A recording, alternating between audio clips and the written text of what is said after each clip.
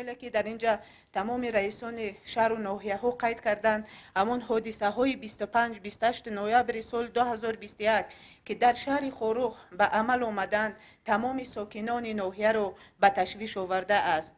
گرد همایی غیر قانونی، راهبندی در آمدن به بینای مقامات، لط و کوب نمودن ساختارهای قدرتی و دولتی از طرف گروه جنایت پیشه ما را به طرف مانده نمیتواند.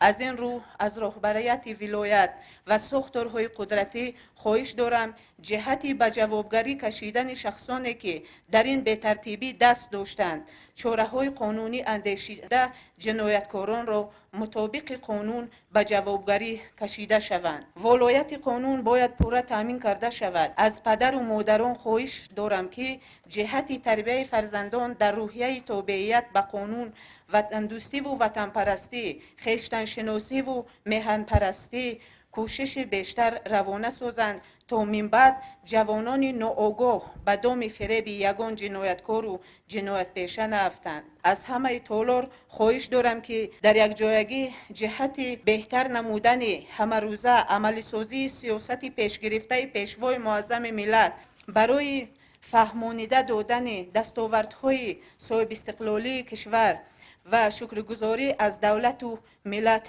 کوشش نماییم. من باوری دارم برای برطرف سازی جنایت ما در یک جایگی با جامعه قدرت داریم. پس بیایید عمل کنیم تا ولایت را از جنایت تازه نماییم.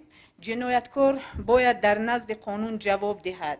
بس از جوانان ناآگاه را از قفای خود برند تا آن دمی که این گروه متشکل جنایتکاران، مخصوصا راهبران گروه متشکل جنایتکاران خیلی که حاضر نامبر کردند، باقر و خرسند و طالب و منور به جوابگری کشیده نشوند، جامعه امروزه ولایت مخصوصا شهر خوروغ آرام و تنج نمی شود. بنابر همین ما قاطعانه طلب می نماییم که این نفران باید برای کردارشان در نزد قانون قطعا جواب دهند.